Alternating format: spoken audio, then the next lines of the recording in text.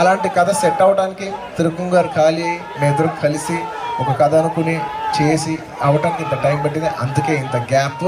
కానీ సినిమాలో రిలీజ్లో గ్యాప్ ఉంటుంది కానీ సెలబ్రేషన్లో గ్యాప్ మాత్రం ఉండదు. ఇవాళ నైట్ నేను కొంచెం ఎక్కువసేపు మాట్లాడతాను, మీరందరూ కొంచెం ఫిక్స్ అవ్వండి. ఎందుకంటే చాలా గ్యాప్ వచ్చింది కదా, చాలా విషయాలు మాట్లాడాలి. ఈ ఖాళీగా ఉన్న రోజుల్లో మా ఆవిడకి మ్యూజిక్ అంటే చాలా ఇష్టం. ఈ మ్యూజిక్ బ్యాండ్స్ కల్చర్ బాగా పెరిగింది హైదరాబాద్లో. శనివారం అయితే చాలామంది వెళ్తూ ఉంటారు. సో తను కూడా నన్ను రమ్మంది. నాకు కొత్తలో ఫస్ట్లో కొంచెం ఇంట్రెస్ట్ ఉంటుంది కాదు, కానీ ఖాళీగా ఉన్న మొగుడు ఎంత సైలెంట్గా ఉంటే అంత సేఫ్. ఇది చాలామందికి బాగా కనెక్ట్ అవుతుంది, అది నాకు తెలుసు. సో ఎక్కువ మాట్లాడుకున్న వాడు వెనకాల తల ఉంచుకుని వెళ్ళిపోయేవాడిని. మ్యూజిక్ బ్యాండ్స్ అని చూస్తే చాలామంది పాటలు ప్లే చేసేవారు. నేను ఇంటికి వచ్చేవాడిని, నా నెక్స్ట్ సినిమా ఏదైనా కానీ ఈ మ్యూజిక్ బ్యాండ్స్ అందరూ నా సినిమాలు నా నెక్స్ట్ సినిమాలో ఉండే పాట ఎలాగైనా ప్లే చేయలే ఉండేవాడిని. అంత పాట పడాలి కదా అనేది. సరే కరెక్టే, అంత పాట పడాలి కదా అనుకునేవాడిని. ఆ తర్వాత చాలా రోజుల తర్వాత మన షూటింగ్ స్టార్ట్ అయిపోయింది. మేము షూటింగ్ చేస్తున్నాం, మ్యూజిక్ సిట్టింగ్స్ అవుతుంది. మ్యూజిక్ సిట్టింగ్స్లో ఇలా ఒక లవ్ సిచ్యువేషన్ సాంగ్ వచ్చింది. లవ్ సిచ్యువేషన్ సాంగ్ వచ్చినప్పుడు మామూలు తిరుపతి గారు, తమన్ గారు వీళ్ళందరూ మాట్లాడుకున్నప్పుడు నన్ను అడిగారు, సార్ మీరు ఎలాంటి సాంగ్ ఉంటే బాగుంటుంది ఏమనుకుంటున్నారు అని. మామూలు జనరల్ అందరూ ఇన్పుట్ ఉంటుంది కదా, అలా అడిగినప్పుడు నేను అన్నాను, ఏమో నాకు తెలియదు సార్, కానీ అందరూ మ్యూజిక్ బ్యాండ్స్ అందరూ పిచ్చెక్కిపోయే పాట కావాలి, వందల మిలియన్ అయిపోయే పాటలు కావాలి తమను, అదొక్కటే కావాలి, నాకు ఏం కావాలి చేస్తా తెలియదు అంటే తమన్ కూడా ఏదో అన్నాడు, సార్ అందరికీ పిచ్చెక్కిపోయే పాట కావాలి అని చెప్పి సామాజిక వర్గంలో సాంగ్ రికార్డ్ అయింది. నేను విన్నప్పుడు బాగుందని ఫీల్ అయ్యాను. ఆ తర్వాత సింగర్ పాడినప్పుడు లిరిక్స్ పాడిన తర్వాత అదో సీతారామ శాస్త్రి గారు వచ్చిన తర్వాత లిరిక్స్ పాడిన తర్వాత ఆ పాట స్థాయి ఇంకా పెరిగింది. ఆ తర్వాత వచ్చి సిద్ శ్రీరామ్ గారు పాడిన తర్వాత ఆ స్థాయి ఇంకా పెరిగింది. అంతా వచ్చిన తర్వాత నాకు ఆనందం ఉంది, సాంగ్ బాగా వచ్చింది, బాగుంది. కానీ నేను ఒట్టేసి చెప్తాను, ఈ పాట ఇంత సెన్సేషన్ అవుతుంది నేను కల్లో కూడా అనుకోలేదు. ఇందులో సిల్వర్ లైనింగ్ ఏంటంటే, చాలా రోజులు మా ఇంటికి వెళ్ళిన తర్వాత మా ఆవిడ వచ్చి ఇరిటేటింగ్గా ఉంటుంది. ఏమైందంటే ఎక్కడికి వెళ్ళినా ఈ పాటే ప్లే చేస్తారు, నువ్వు ఏ నోటు అన్నావు కానీ అందరూ ఇప్పుడు ఈ పాటే ప్లే చేస్తారు, అందుకే ఇంటికి వచ్చాను, అందరు నన్ను చూసి పాడతారు, పైగా నాకు బాగా సిగ్గు వచ్చేసి నేను ఇంటికి వచ్చానని చెప్పింది. అప్పుడు నాకు అనిపించింది, ప్రపంచం ముందు వచ్చే హీరోజం కంటే పిల్లల ముందు వచ్చే హీరోజం చాలా హై ఉంటుంది. అంత గొప్ప పాట రాసిన సీతారామ శాస్త్రి గారు, పాడిన సిద్ శ్రీరామ్ గారికి, అండ్ ఆ పాట కంపోజ్ చేసిన తమన్ గారికి, ప్రత్యేకంగా ముగ్గురికి, అలాగే ఈ హోల్ ఐడియాకి ప్లాట్ఫామ్ ఇచ్చిన తిరుపతి గారికి, అండ్ ఈ పాటకి ఎంతోమంది చేసిన మ్యూజిషియన్స్ అందరికీ మనస్ఫూర్తిగా థ్యాంక్ యూ. నేను ఎంత చెప్పినా తక్కువే, థ్యాంక్ యూ. అండ్ సరే, ఒక సాంగ్ రిలీజ్ చేసాం, 100 మిలియన్ వచ్చింది. ప్రతిసారి బాల్ సిక్సర్ అవ్వదు, కష్టం. నెక్స్ట్ పాట నేను ఇంతకు ముందు తమ్మన్ గారు రేస్ గురు సినిమా చేసాం, అందులో సినిమా చూపిస్తే మామ సాంగ్ చాలా బాగా వర్కౌట్ అయింది. ఆ తర్వాత సరైనోడు సినిమా చేస్తే బ్లాక్ బస్టర్ సాంగ్ చాలా బాగా క్లిక్ అయింది. అప్పుడు ఇద్దరు అనుకునే వాళ్ళు, మన ఇద్దరు చేసే ఆల్బంలో థర్డ్ సాంగ్ తిరుపతి గారే అన్నారు, మీ ఆల్బంలో ఖచ్చితంగా ఒక మా సాంగ్ ఉండాలి సార్, కానీ టిపికల్ డప్ సాంగ్లో ఉండకూడదు, ఏదో బాగుండాలి, గమ్మత్తుగా ఉండాలి, అది ఇది అని చెప్పి ఒక సాంగ్ వచ్చింది. అండ్ ఆ సాంగ్ కళ్యాణ్ గారు రాశారు, అండ్ దాన్ని పాడింది అనురాగ్ గారు, నాకు చాలా ఇష్టమైన సింగర్. అండ్ నేను చాలాసార్లు ఆయన పాడిన ఆశా భాష అనే సాంగ్ నాకు చాలా ఇష్టం. సో అవును, నాకు చాలా ఇష్టమైన సింగరు. ఆయన పాడినసరికి పాట నిజంగా బాగుంది. రాసింది శ్యామ్ గారు, తప్పు నాదే. ఎస్పెషలీ లిరిక్ రైటర్స్కి చాలా చాలా చాలా రెస్పెక్ట్ ఇవ్వాల్సిన పరిస్థితిలో ఉన్నాం. అంటే ఇప్పుడు ఏ జనరేషన్లో ఉన్నామంటే, నేను మా ఫాదర్ని డాడీ అని పిలిచేవాడిని, కానీ నా కొడుకుని మాత్రం నాన్ననే పిలుస్తున్నా. ఎందుకంటే తెలుగు ముందుకెళ్ళాలి, సాహిత్యం ముందుకెళ్ళాలి, మనం దాన్ని సపోర్ట్ చేయాలి. సో పర్టికులర్గా సాహిత్యం విషయం వచ్చింది కాబట్టి ఈ సినిమాలో ఉన్న ప్రతి లిరిక్ రైటర్కి నేను పేరున starting from the first song Srikrishna Chaitanya గారికి, ఆ తర్వాత ఈ సినిమాలో సెకండ్ సాంగ్ సామాజిక వర్గంలో రాసిన సీతారామ శాస్త్రి గారికి, అలాగే థర్డ్ సాంగ్ రాసిన బుట్టబొమ్మ రాసిన రామ్ జోగేష్ శాస్త్రి గారికి, అలాగే వైకుంఠపురంలో అద్భుతమైన సాంగ్ రాసిన మన కళ్యాణ్ గారికి, అండ్ దాన్ని పాడింది కూడా Priya sisters, Padmashri singers, one of the most respected Carnatic singers. It's an honour for them to be a part of this album.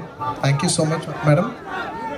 అలాగే ఈ సినిమాలో ఇంకో పాట రాములో రాములో రాసిన శ్యామ్ గారికి, అందరికీ లిరిక్ రైటర్స్కి, సింగర్స్కి, ఎంతోమంది వందల మ్యూజిషియన్స్ స్పెండ్ చేశారు. వాళ్ళందరికీ పేరు పోయిన థ్యాంక్ యూ. మీరందరూ చేస్తే మీ అందరికంటే ఎక్కువ లాభం పొందిందని నేను మీ అందరికీ మనస్ఫూర్తిగా సభాముఖంగా మీ అందరికీ ధన్యవాదాలు తెలియజేసుకున్నాను. Thank you. అలాగే ప్రత్యేకంగా చెప్పాలి, నా బ్రదర్ తమన్, కమ్ బ్రదర్, మా ఇద్దరిది ఇది హ్యాట్రిక్ ఆల్బమ్. ఇంత మంచి ఆల్బమ్ ఇచ్చినందుకు సభాముఖంగా మరోసారి నీకు ధన్యవాదాలు తెలియజేసుకుంటూ థ్యాంక్ యూ బ్రదర్. ఎర్రగా తీసా ఈ మధ్యకాలంలో నా one of the best I think మీరు మళ్ళీ ఆడియో వినండి, మళ్ళీ జూక్ బాక్స్ వినండి. It's one of the best audios. నా సినిమానే కాదు చెప్తాను, it's one of the really best audios. నేను ఇందాక తిరుగు గారితో ఒక మాట అన్నాను, తమన్ నేను ఇంతకంటే కాంప్లిమెంట్ ఇవ్వలేను, అండ్ ఇంతకంటే I think it's the silver lining. అదేంటంటే నేను అన్నాను సార్, చమన్ చాలా బ్లాక్ బస్టర్స్ ఆల్బమ్ ఇచ్చాడు సార్, చాలా సూపర్ హిట్ ఆల్బమ్స్ ఇచ్చాడు, కానీ ఈ ఆల్బమ్ తర్వాత తమన్కి ఒక గౌరవం వచ్చింది సార్. ఆ గౌరవం వచ్చే స్టేజ్కి వచ్చాడు.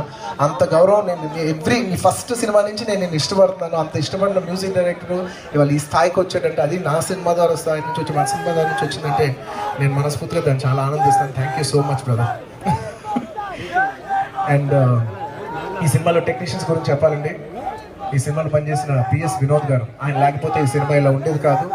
నేను ఆ మాత్రం లుక్స్లో ఉండేవాడు కాదు, ఎందుకంటే లుక్స్ విషయంలో మనం కొంచెం వీకే నాకు తెలుసు. అంత నన్ను అందంగా చూపించిన పిఎస్ వినోద్ గారికి, అలాగే ఆర్ట్ డైరెక్టర్ ఈ సినిమాకి పనిచేసిన ప్రకాష్ గారికి, ఎడిటర్ నవీన్ గారికి, పగలు రాత్రి కష్టపడ్డారు. అండ్ ప్రత్యేకంగా చెప్పాలంటే ఈ సినిమాని కొరియోగ్రాఫ్ చేసిన నా డాన్స్ మాస్టర్స్ అందరు, గణేష్ మాస్టర్కి, శేఖర్ మాస్టర్కి, జానీ మాస్టర్కి, అందరూ అద్భుతమైన స్టెప్స్ ఇచ్చారు నాకు. అండ్ ముఖ్యంగా ఈ ఫైట్స్ కొరియోగ్రాఫ్ చేసిన రామ్ లక్ష్మణ్ మాస్టర్కి థ్యాంక్ యూ మాస్టర్. నా ఫస్ట్ సినిమా నుంచి ఇప్పటి వరకు నన్ను ఒక మెట్టు ఎక్కిస్తున్న నా టెక్నీషియన్స్ అందరికీ మనస్ఫూర్తిగా థ్యాంక్ యూ. అండ్ ఈ సినిమాలో ఇంకా ఆర్టిస్ట్ గురించి చెప్పాలండి, కొంచెం టైం తీసుకున్నా సరే, ఎందుకంటే మీకు ఇంకా సినిమా చూడలేదు కాబట్టి నేను చెప్పే విషయం మీకు అర్థం కాకపోవచ్చు, కానీ నేను చెప్తాను. ఈ సినిమాలో ప్రత్యేకంగా నేను ఫస్ట్ మురళీ శర్మ గారి గురించి చెప్పాలి. మురళీ శర్మ గారు ఒక అద్భుతమైన పాత్ర, నాకు చాలా ఇష్టమైన ఆర్టిస్ట్ అయినా, చాలా మంచి క్యారెక్టర్ ప్లే చేశారు. అండ్ మేము అనుకున్న క్యారెక్టర్కి ఒక రూపం తీసుకొచ్చారు. అంత బాగా చేసిన ఇవాళ మురళీ శర్మ గారు లేరు, బట్ ఆయన లేకపోయినప్పటికీ మురళీ శర్మ గారు thank you done one of the best characters ever I feel. Thank you so much for your wonderful creation. And అలాగే ఈ సినిమాలో జయరామ్ గారు చేశారు. ఆయన మలయాళంలో చాలా పెద్ద యాక్టరు, దాదాపు ఒక 200 సినిమాల పైన హీరోగా చేశారు. ఆయన చూసి నేను చాలా విషయాలు నేర్చుకున్నాను. ఎంత సరదాగా ఉంటారో అంత జెంటిల్మెన్ కూడా. జయరామ్ గారు thank you very much. And అలాగే ఈ సినిమాలో మలయాళం ఆర్టిస్ట్ ఆయన కాకుండా జీపీ అని కొన్నారు. GP thank you so much and welcome to Telugu film industry with this film. I know all the Malayali audience are waiting for us. Thank you. Elloru namaskara. To all my Malayali fans, thank you so much. And ఈ సినిమాలో ఇంకా చాలా మంది ఆర్టిస్టులు చేశారు. I'd like to thank each and every one. నాకు జ్ఞాపకం ఉన్నంత వరకు అందరినీ నేను గుర్తుపెట్టుకుంటాను. సునీల్ గారు కానీ, లేదంటే ఈ సినిమాలో నాకు చాలా ఇష్టమైన రాహుల్ రామకృష్ణ గారు కానీ. అండ్ ప్రత్యేకంగా చెప్పాలి, మా బావ నవదీప్, తన పార్టీలో ఉన్న, మ్యూజిక్ ఫెస్టివల్లో ఉన్న, షూటింగ్లో ఉన్న, బిగ్ బాస్లో ఉన్న ఒకే వైబ్లో ఉంటాడు మా బావ. అలాంటి మా బావకి థ్యాంక్ యూ. అండ్ ప్రత్యేకంగా నేను చెప్పాలి, ఇంకేమన్నా ఆర్టిస్టులు నేను మర్చిపోతే మాత్రం క్షమించండి సార్. సుశాంత్ స్పెషల్ సార్, మర్చిపోలేదు. ఎందుకంటే నేను సుశాంత్ స్పెషల్గా థ్యాంక్ యూ చెప్పాలి. ఎందుకంటే ఈ కథ ఎన్న వెంటనే నాకు ఎక్కడో కోరిక ఉంది లోపల, సుశాంత్ ఈ క్యారెక్టర్ చేస్తే బాగున్నాను, బట్ చేస్తాడో లేదో తెలీదు. ఎందుకంటే తను కూడా హీరోగా చేస్తున్నాడు, ఫిలిమ్స్ చేస్తున్నాడు. కొంతమంది ఇష్టపడతారు, కొంతమంది ఇష్టపడతారు. మెయిన్ నేను ఎందుకు ఎక్కువ సెన్సిటివ్గా ఫీల్ అయ్యానంటే తనకు నాకు బాగా ఫ్రెండ్, పర్సనల్గా నాకు తనకు చాలా బాగా తెలుసు, చాలాసార్లు పార్టీ చేసాం. తన మరి ఇలాంటి ప్రొఫెషనల్లో నేను అడిగితే బాగోదు, ప్రొడక్షన్ వాళ్ళని అడగమన్నాను. తను అడిగిన వెంటనే ద వే హీ రెస్పాండెడ్ ఒక్కసారి కూడా కథ తను సరిగ్గా కూడా వెళ్ళలేదు. ఇంత పెద్ద సినిమా, ఇంత పెద్ద ఆపర్చునిటీ తిరుగుంగ లాంటి డైరెక్టర్ గారితో నేను ఎప్పుడు వర్క్ చేస్తాను, నాకు ఆపర్చునిటీ రాదు, నేను కళ్ళు మూసుకొని చేస్తానని నమ్మి చేశాడు. అంత నమ్మి కళ్ళు మూసుకొని చేసుకున్నందుకు సుశాంత్కి మనస్ఫూర్తిగా థ్యాంక్ యూ సుశాంత్. ఈ సినిమా నుంచి నేను ఎంత బెనిఫిట్ అవుతానో, రేపు హిట్ అయితే నువ్వు కూడా అంతే బెనిఫిట్గా హిట్ అవ్వాలి నేను నిజంగా ప్రార్థిస్తున్నాను. Thank you thank you thank you. చెప్తాను అదే, ఇంత కష్టపడి నేను పబ్లిసిటీ ప్లానింగ్ అన్నీ వేసి రాములో సాంగ్కి హాఫ్ కోట్ స్టెప్ అని హ్యాష్ ట్యాగ్ వేసి మరి దానికి సీజీ చేసి ఆ సాంగ్ స్టెప్ మీద వేస్తే మీరు నమ్మరు. దాని గురించి మళ్ళీ యూట్యూబ్లో వీడియో తీసేసి మళ్ళీ అప్లోడ్ చేసాం. అంత కష్టపడి hash tag half coat step వేసాను. మా కూతురు మాత్రం వచ్చి దాన్ని నాన్న దోశ స్టెప్ వేసాడు. బాగుతూ ఆ రోజు మా అమ్మాయి షూటింగ్ వచ్చింది. షూటింగ్ వస్తే సాయంత్రం వెళ్తే మా ఆవిడ అడిగింది, నాన్న షూటింగ్లో ఏం చేసిండే? ఏం చేయలేదు, షర్ట్ సరిగ్గా వేసుకోకుండా గాల్లో దోశలు వేస్తున్నాడు అని చెప్పింది. దోశలు వేస్తేనే డబ్బులు వస్తాయమ్మా అని చెప్పింది. అయితే ఎవ్రీడే నువ్వు బాగా దోశలే ఉంది, అంత తెలివైంది. సో ఇప్పటివరకు సినిమాలో ఉన్న టెక్నీషియన్స్ని, సినిమాలో ఉన్న ఆర్టిస్ట్ని ఇంకెవరన్నా మర్చిపోయి ఉంటే క్షమించండి. ఈ సినిమాలో ప్రతి ఆర్టిస్ట్ అయితే ఇలాంటి సినిమాలో artist are very important. And పర్టికులర్గా ఈ సినిమాలో ఆడవాళ్ళ గురించి చెప్పాలి. ఎందుకంటే మన సినిమాలో డైలాగ్ లాగే దేన్నైనా సృష్టించే శక్తి ఇద్దరికే ఉంది. ఒకటి వేలకి, రెండు బాలకి. అలాంటి అయితే మన గొడవ ఏంటి, సరెండర్ అయిపోవాలి అంతే. ఈ సినిమాలో హీరోయిన్ పూజా హెగ్డే. నేను ఆల్మోస్ట్ ఫస్ట్ టైం ఒక హీరోయిన్తో సెకండ్ టైం సినిమా చేయటం. సినిమాలో పూజ చాలా అందంగా ఉంది. మీరందరూ సినిమాలో డైలాగ్లో ఒకటే అంటారు, సినిమా చూసిన తర్వాత మేడం సార్ మేడం అంతే. అండ్ అలాగే నివేద, తనతో మామూలుగా చూస్తే ఎప్పుడు కామ్గా ఉండేది, చాలా సైలెంట్ ఏమో అనుకున్నాను. కానీ ఎందుకంటే తనతో నాతో సీన్స్ తక్కువ ఉన్నాయి, కొంచెం ఎక్కువ సుశాంత్తో ఉన్నాయి. బట్ మా ఇంటరాక్షన్ అంతా బాగానే ఉండేది. నేను అనుకున్నాను చాలా సైలెంట్ అమ్మాయి ఏమో అని. కానీ రాములో సాంగ్ షూటింగ్ అప్పుడు మాత్రం ఒక్కసారి అలా డ్యాన్స్ చేసేది నేను షాక్ అయ్యా. Nivetha, definitely I wish you all the best. చాలా బాగా చేసింది. I wish you all the best. Thanks for being a part of this film. And top గారి గురించి చెప్పాలి. టాపు గారు నాకు పర్సనల్గా బాగా ఫ్రెండ్. మీ ఇద్దరు కలిసి ఎప్పుడు పర్సనల్గా చాలా చోట్ల హ్యాంగ్అవుట్ చేస్తుంటాం. ఎప్పుడు ఆవిడ సినిమాలో చూసినా బయట ఇలా ఉంటారు, సినిమాలో అలా ఉంటారు, ఈవిడేంటి ఇంత మంచి పర్ఫార్మరు అని. నాకు బేసిక్లీ పర్ఫార్మర్స్ అంటే చాలా ఇష్టం. I have huge respect for performers. She's a fantastic performer. కానీ నాకు ఎంత నేను సినిమాలో చూసినప్పటికీ నేను అక్కడ నుంచుని నా కళ్ళ ముందు టాపు గారు లాంటి very fine artist, national award గెలిచిన ఒక ఫైన్ ఆర్టిస్ట్, అంత మంచి ఆర్టిస్ట్ పర్ఫామ్ చేస్తుంటే మన కౌంటర్లో అంత మంచి ఆర్టిస్ట్ ఉండటం అనేది నేను పర్సనల్గా చాలా ఎంజాయ్ చేసే విషయం. ఎవరైనా మంచి ఆర్టిస్ట్ ఉంటే నేను చాలా ఇష్టపడతాను. ఈ సినిమా ఫంక్షన్లో లేకపోవచ్చు కానీ రావు రమేష్ లాంటి ఆర్టిస్ట్ కానీ, లేదంటే మురళీ శర్మ గారు లాంటి ఆర్టిస్ట్, లేదా రాహుల్ రామకృష్ణ లాంటి ఆర్టిస్ట్, లేదా ఫెంటాస్టిక్ ఆర్టిస్ట్. అండ్ పర్టికులర్గా ఈ స్టేజ్ మీద ఉన్న రోహిణి గారు అంటే నాకు చాలా ఇష్టం. She's a fantastic artist.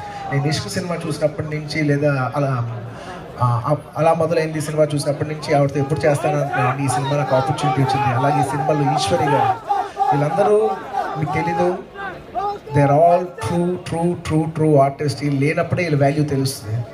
And అలాంటి చాలామంది ఆర్టిస్టులు సినిమాలో చేసే వాళ్ళందరికీ మనస్ఫూర్తిగా థ్యాంక్ యూ. అండ్ లాస్ట్లో త్రిపుల్ గారి గురించి మాట్లాడే ముందు నేను ప్రొడ్యూసర్ రాధాకృష్ణ గారికి, వంశీకి ప్రత్యేకంగా థ్యాంక్ యూ చెప్పాలి. ఎందుకంటే జునైనా సినిమాతో హరిక హాసిని బ్యానర్ ఎస్టాబ్లిష్ అయింది. ఆ తర్వాత సన్నా సుతిమూర్తిలో మళ్ళా సినిమా చేశారు. వాళ్ళు ఇంకా ఎన్నెన్నో సినిమాలు చేసి ఇవాళ మళ్ళీ 60 చేస్తున్నారు. నాతో స్టార్ట్ అయిన ఈ బ్యానరు ఇంత పెద్ద స్థాయికి వెళ్ళినందుకు నేను మనస్ఫూర్తిగా చాలా ఆనందిస్తాను. అండ్ నేను మా నాన్నగారితో కూడా చాలా చెప్పాను, నాకు రాధాకృష్ణ గారు అంటే చాలా ఇష్టం. ఎప్పుడు ఏ రోజు ఇది కాదు ఆయన దగ్గర నుంచి నేను ఒక పదం అనేది ఎప్పుడు లేదు. ఎప్పుడున్నా నేను ఎన్ని తప్పులు చేసినా ఆయన కూర్చుని మా వెనకాల నుంచి మేము చేసిన తప్పులు భరించినందుకు, అండ్ మేము అడిగిన ప్రతి ఒక్కటి ఇచ్చినందుకు రాధాకృష్ణ గారికి అలాగే వంశీకి మనస్ఫూర్తిగా సభాముఖంగా ధన్యవాదాలు తెలియజేసుకుంటాను. Thank you. అండ్ ఇంకా త్రిపుల్ గారి గురించి చెప్పాలి. ఒక్క మాటలో చెప్పాలంటే ఎంత ఆనందాన్ని మనకి ఇచ్చేది ఒక్క డైరెక్టర్ ఒక్కడే. అలాంటి డైరెక్టర్ త్రివిక్రమ్ శ్రీనివాస్ గారు. అది పాటలు అవ్వచ్చు, మాటలు అవ్వచ్చు, ఫైట్లు అవ్వచ్చు, ఇంకోటి అవ్వచ్చు, వాళ్ళందరినీ తీసుకొచ్చి ఒక్క పాయింట్కి ఆగితే నేను ఎప్పుడూ ఒకటే అంటాను, మేమందరం టూల్స్లో అంటాం, కలర్స్లో అంటాం, క్రేయాన్స్లో అంటాం. వాళ్ళు రెడ్ అవ్వచ్చు, వాళ్ళు బ్లూ అవ్వచ్చు, వాళ్ళు గ్రీన్ అవ్వచ్చు, కానీ ఈ బొమ్మను మొత్తం ఈ టూల్స్ అంతా వాడుకునే ఆర్టిస్ట్ డైరెక్టర్. ఈ మొత్తానికి ఒక చిత్రాన్ని తీసుకొచ్చే పర్సన్ ఇస్ డైరెక్టర్. అలాంటి త్రివిక్రమ్ గారితో నేను దాదాపు నాకు తెలిసి నేను 3 సార్లు ఏ డైరెక్టర్తో పనిచేయలేదు. అది నా 10వ సినిమా నుంచి 20 సినిమా లోపల 3 సినిమాలు చేశాను నేను. అంటే మీకు అర్థమవుతుంది నాకు ఆయన మీద ఉన్న ఇష్టం, నమ్మకం. నాకు నా మీద ఉన్న నమ్మకం కంటే ఆయనకు నా మీద ఉన్న నమ్మకం ఎక్కువ. Thank you so much sir, thank you so much for believing me. నన్ను నేను ఇవాళ ఈ స్థాయిలో ఉన్నానంటే దానికి ఎంతో కొంత చాలా బలమైన కారణం త్రివిక్రమ్ శ్రీనివాస్ గారు. నాకు ఎందుకో హిట్ సినిమాలు ఇచ్చారు. అలాంటి హిట్ సినిమాలు ఇచ్చిన త్రివిక్రమ్ శ్రీ గారికి మరొకసారి సభాముఖంగా ధన్యవాదాలు తెలియజేసుకున్నాను. Thank you so much sir. మీలాగా నేను గొప్పగా చెప్పలేను, సో అర్థం చేసుకోండి అంతే నా ఇష్టాన్ని. నా ప్రతి కోరికని, నా ప్రతి ఇష్టాన్ని ఆయన సినిమాలు అడ్రస్ చేసి మరీ చూపించారు. నేను చెప్తున్నా, ఈ సినిమా ఎంత చేసినా, ఎంత పేరు తెచ్చుకున్నా అన్నీ అన్నీ అన్నీ కేవలం ఒక్క మనిషి వల్లే, అదే త్రివిక్రమ్ శ్రీనివాస్ గారు. అంటే లేదు నాకు తెలుసు. ఎందుకంటే ఈ సినిమాని నేనైనా ఎప్పుడైనా ఒక టైర్డ్ అయిపోయి 5 నిమిషాలు వచ్చాను, కానీ ఆయన ఒక్క క్షణం కూడా ఎప్పుడు ఆ సినిమా వదలలేదు. ఇలా రేపు మీ అందరికీ హిట్ అయిపోయేది త్రివిక్రమ్ శ్రీనివాస్ గారే. Thank you so much sir. నేను మీ గురించి ఎంత చెప్పినా తక్కువే అవుద్ది. Thank you thank you thank you thank you thank you. అలాగే జనరల్లీ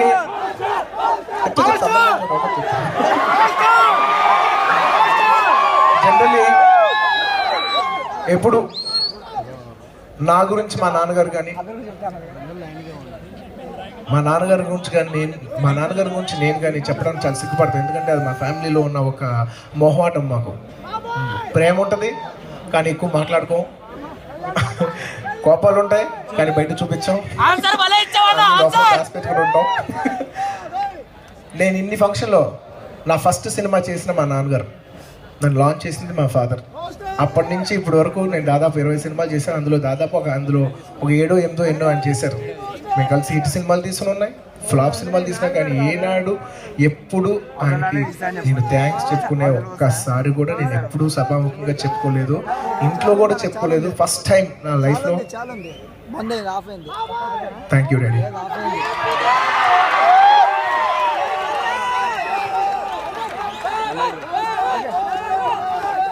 థ్యాంక్ యూ అనేది కేవలం నాతో సినిమా చేసినందుకు కాదు, కొడుకు పుట్టిన తర్వాత ఒక విషయం నాకు అర్థమైంది.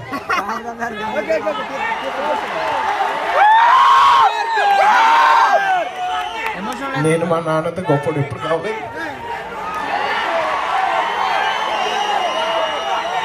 నేను మా నాన్నంత గొప్పడు ఎప్పుడు అవ్వలేదు, ఆయనలో సగం కూడా నేను ఎప్పుడు అవ్వలేను. నా కోరిక నా లైఫ్లో మా ఫాదర్లోనే సగం అయితే చాలు, మా నాన్నగారు నీ ఫీలింగ్ వస్తుంది. మా నాన్న అయితే నాకు I love my father more than anything in this world. I've never had an opportunity to tell him. And I think this is one of the best opportunity to tell him, Daddy, I love you. నేను ఎప్పుడు చెప్పలేదు నీకు thank you thank you thank you.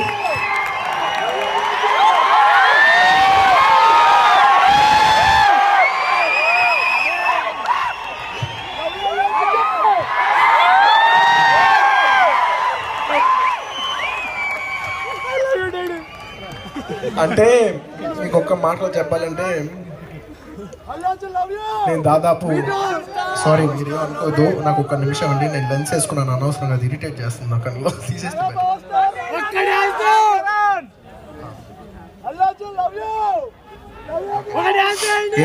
Lens set అవ్వట్లేదు. నేను దాదాపు Arya cinema చేసినప్పుడే చాలా పెద్ద అమౌంట్, అప్పుల్లోనే ఆల్మోస్ట్ ₹1,00,00,000 అనుకోండి. అప్పుల్లోనే నేను ₹1,00,00,000 సంపాదించుకున్నాను. నా వయసు 20-21 ఉంటుంది. నాకేం డబ్బుకు లోటు లేదు, అప్పట్లో ఎప్పుడు లేదు. అప్పటికి సొంత డబ్బు వచ్చిన తర్వాత, జోబులో సొంత డబ్బు వచ్చిన తర్వాత అస్సలు లేదు. అప్పటికి నేను పెళ్ళైన తర్వాత మా ఆవిడని అడిగింది ఒకే ఒకటి, నాకు ఎన్ని కోట్లు ఉన్నా నేను మా నాన్న వాళ్ళ ఇంట్లో ఉంటాను, నీకు ఓకేనా అని అడిగాను. మా నాన్న అంటే నాకు అంత ఇష్టం. He's the most misunderstood person in this world అని అనుకుంటారు. అల్లు అరవింద్ గారు అంటే అబ్బో చాలా టఫ్ మనిషి, అది ఇది కాదు. ఆయనతో స్ట్రైట్గా ఉంటే ఆయనంత స్వీట్ పర్సన్ లేరు, ఆయనతో క్రికెట్ పర్సన్ లేరు.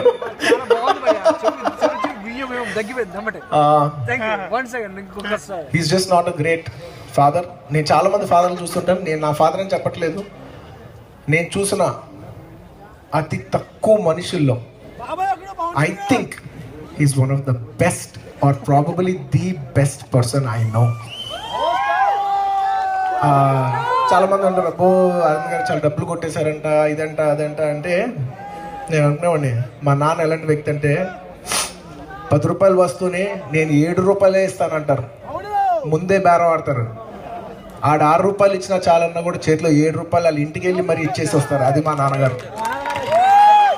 లేకపోతే ఒక మనిషి దాదాపు 50 సినిమాలు 70 ఏళ్ళు అంటే ఆయన ఆల్మోస్ట్ దాదాపు 45 ఇయర్స్గా సినిమా చేస్తున్నారు, 45 ఇయర్స్గా బిజినెస్ చేస్తున్నారు. బిజినెస్ చేసే చాలా మందికి అర్థమవుద్ది, ఒక లాంగ్ టర్మ్లో మనిషి ప్యూరిటీ లేకపోతే ఇన్నాళ్ళు సినిమా చేయలేరు, ఇన్నాళ్ళు ఒక బిజినెస్లో ఉండలేరు. ఇవాళ సౌత్ ఇండియాలో నంబర్ 1 ప్రొడ్యూసర్ కింద